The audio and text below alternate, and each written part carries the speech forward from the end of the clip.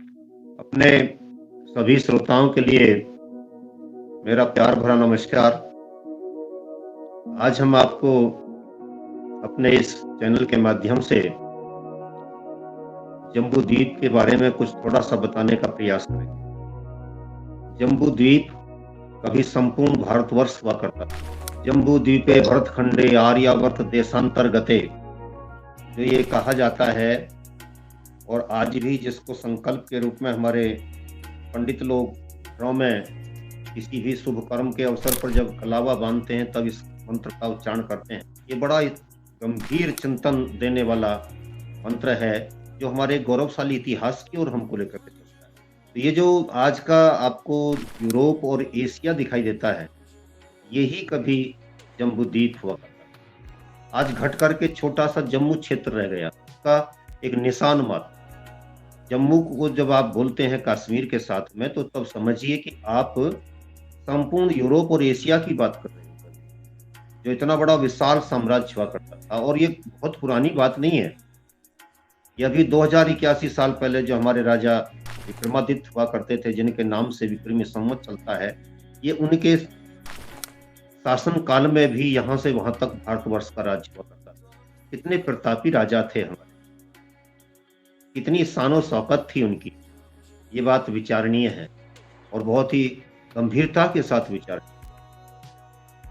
सारी धरती का जो केंद्र है वो इसमें देखा जाता था, इसको धरती के मध्य में माना जाता था। आप देखते हैं कि भूमध्य सागर आज इसी क्षेत्र में आता है। तो वो जो भूमध्य सागर है, ये सारा भूमंडल का जो मध्य है, यूरोप और एशिया, इस पर लंबे समय तक हमारे शासकों ने शासन किया है। आप देखेंगे कि जो हरिवर्ष है इसमें, वह आज का चीन है। और हरिवर्ष सीधा संस्कृत का नाम है भारतवर्ष। ये वर्ष के नाम से ही अलग अलग प्रांत थे, बड़े बड़े देशों के नाम थे अलग अलग, लेकिन ऊपर से सब एक थे। जैसे आज हमारे देश के भीतर प्रांत हुआ करते हैं, ऐसे कभी संपूर्ण जम्बू द्वीप के भीतर ये प्रांत हुआ करते थे। तो हरिवर्ष आज के चीन के क्षेत्र को कहा जाता है।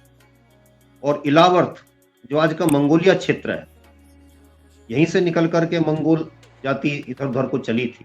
लेकिन कभी आप ही के पूर्वज रहे थे वहां पर, भारतवर्ष के लोग रहे थे, भारतीय परंपराओं को लेकर के, भारत के सनातन को लेकर के वो कार्य कर रहे थे वहां पर। इसी प्रकार से जो आपका केतुमाल, रम्यक, हिरण्यमय, ये भी प्रांत हुआ करते थे।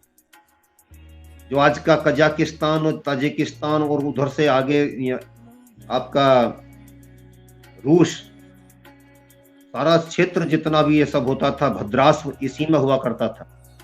इस प्रकार से ये सारा का सारा भूमंडल का जितना बड़ा ये क्षेत्र है, ये सारा आपके राजाओं के नाम से, राजाओं की परंपराओं के नाम से, महापुरुषों के नामों की परंपराओं से जाना जाता था। इसी में हम देखते हैं कि पारसीक एक प्रांत हुआ करता था, जिससे फारस की खाड़ी, फारस, पारसी, फारसी भाषा, जो वहां के लोगों की बोलने की भाषा थी, उसको फारसी कहने लगे। ये सारा का सारा जब आपसे छूट गया धीरे धीरे धीरे धीरे, जैसे वहां से महाभारत के युद्ध के पश्चात विशेष रूप से हमारे राजाओं का और हमारा तारतम्य टूटा, तो उसके पश्चात विद्वानों की कमी हुई, तब ये जाकर के स्थिति थोड़ी सी परिवर्तित हो गई। अन्यथा इतने बड़े भूमंडल पर हमारा राज्य हुआ करता था। और जो हमारा राजा विक्रमादित्य हुआ करता था, उसका समकालीन जो राजा सोलोमन था, यूरोप का राजा, सबसे बड़ा प्रतापी राजा, आज भी उसकी कहानियां सुनाई जाती हैं वहां। वो सोलोमन कभी आपके इस राजा विक्रमादित्य के मातहत हुआ करता था, उसका सामंत हुआ करता था। यानी रोम और राम का बड़ा गहरा संबंध था। रोम आज वहां पर, और आपका ये भारतवर्ष, राम की नगरी, एक प्रकार से थोड़ी देर के लिए ये माना, इसका एक गहरा संबंध। और जो आज का नेपाल है, ये विधेयनगर कहलाता था। वहीं पर राजा जनक राज करते थे, इसी क्षेत्र से उनका राज्य चलता था। तो इस प्रकार से इनके महाखंडों के जो नाम थे वो इलावर्त है, इसी प्रकार से किम पुरुष है, जो आज का हमारे अरुणाचल प्रदेश की तरफ का क्षेत्र हो जाता है। भद्रास्व है, भारत है, हरिवर्ष है, केतुमाल है, रम्यक है, कुरु है, हिरण्यमय है। ये सारे प्रांत आपके हुए। इनका नामकरण जम्बू। अब देखिए, दोनों को यदि आप मिलाकर के देखेंगे तो आपको बिल्कुल साफ इस तरीके से दिखाई देगा कि जैसे ये एक जामुन का वृक्ष खड़ा हो।